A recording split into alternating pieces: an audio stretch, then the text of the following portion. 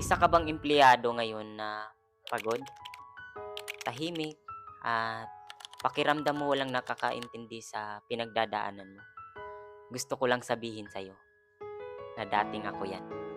Hi, I'm Lemuel Tienes, 21 years old, at bago ako napunta sa kung saan ako ngayon, probinsyano lang din ako. Lumaki akong nakita ko kung gaano kahirap kumita ng pera.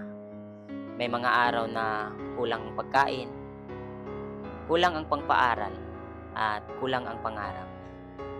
Hanggang dumating sa point na tumigil ako ng pag-aaral.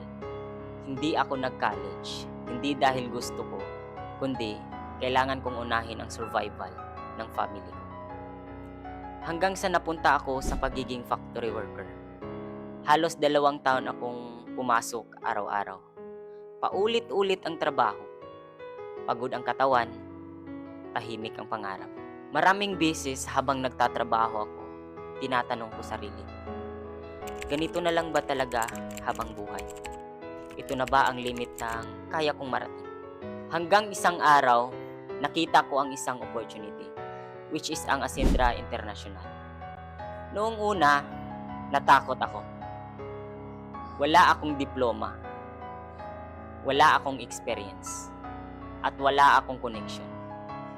Pero meron akong isang bagay, malaki ang pangarap para sa pamilya. Kaya nag-decide ako na lumabas sa comfort zone ko.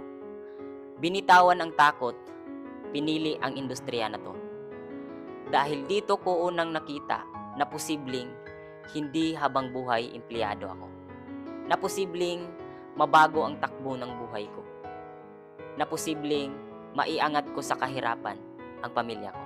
At ngayon, hindi ko sinasabing mayaman na ako. Hindi pa ako nasa dulo. Pero isang bagay ang sigurado, malayo na ako sa dati kong pinanggalingan.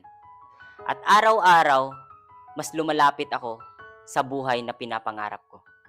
Kung isa kang empleyado ngayon, pagod, nawawala ng pag-asa at nagdududa sa sarili mo, gusto ko lang ipaalala sa'yo na hindi doon nagtatapos ang kwento mo. Kung ang isang probinsyano, isang dropout, at isang factory worker kayang mangarap ulit, mas lalong ikaw. Ako si Lemuel at ito ang simula ng kwento ko.